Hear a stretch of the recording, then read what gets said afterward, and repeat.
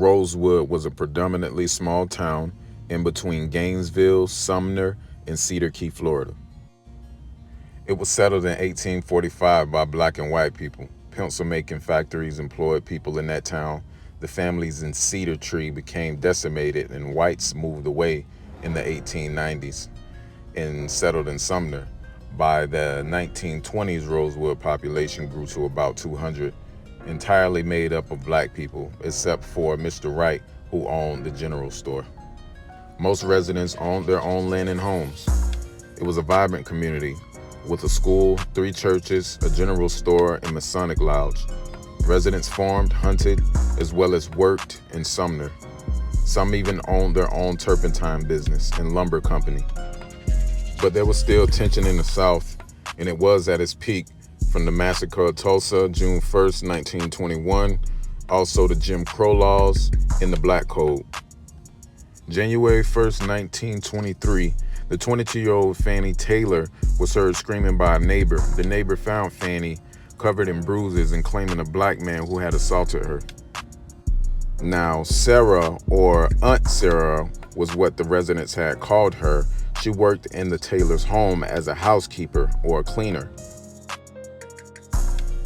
Once the word got around to Fannie's husband, James Taylor, a foreman at the local mill, escalated the situation by gathering an angry mob of whites to hunt down this individual.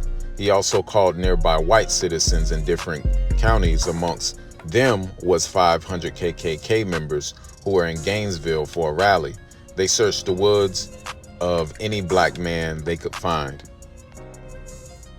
Search was led by dogs of the residence of Aaron Carrier, was a nephew of Sarah Carrier. White men dragged Aaron out of his house, tied him to a car, dragged him to Sumner, where he was beaten very badly. Sheriff Walker intervened, put Carrier in the car, and drove him to Gainesville, where he was placed under protective custody. A white mob arrived at the home of Sam Carter, a blacksmith of Rosewood.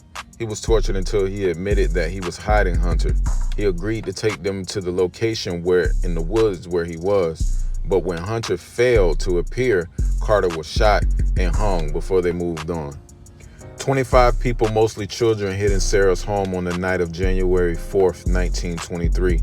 An angry mob of white men surrounded the home, believing that Jesse Hunter was hiding there.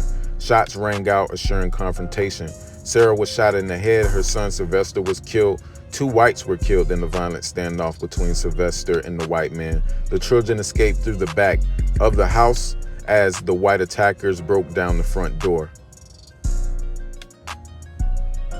James Carrier, brother of Sylvester and Sarah's son, left the swamp with the help of a local turpentine factory manager. The white mob found him, forced him to dig a grave for himself before killing him. January 5th, 1923, seeking justice for Fannie Taylor was replaced with a desire for revenge in the death of 2 white men.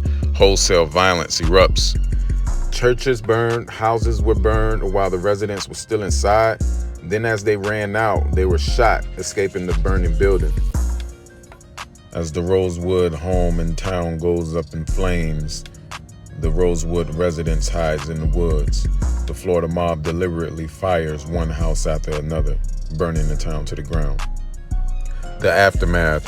February 23, a grand jury was convened, but found insignificant evidence to prosecute. No state or local law enforcement officials ever investigated the incident. No one was ever held accountable for death, destruction, and loss of property. Today, all that remains is a site of an official green rosewood sign, a historical marker, and the John Wright House. 1923 through 1982, for the next 60 years, the survivors and descendants, still fearing for their lives, kept the vow of silence. Many kept the secret from their children. Rosewood fades into history in our collective amnesia. Minnie Lee Langley and Ruth Davis became Holland and Knight's first clients. Arnett Dr. Philomena Going's son reaches out, identifying other survivors. Doctor spends the rest of his life seeking justice for Rosewood. Arnett Goings describes how as children they were hidden upstairs in the Carrier's house. They recall seeing the bodies of the white men. They told how they and other children hid in the swamps dressed only in night clothes. On May 23, 1994, Florida Governor Lawton Child signed into Law House Bill 591, otherwise known as the Rosewood Bill. A year earlier, Darrell L. Jones, a state senator from South Florida, introduced legislation that would pay reparations to the survivors for the trauma they endured and for the property that was lost. A state university scholarship fund for the families and the descendants of the Rosewood residents. The bill appropriated $2 million, which was provided to 172 people in sums ranging from $220,000 to $450,000, totaling $1.85 million. For more videos like this, don't forget to like, comment, and hit that notification bell.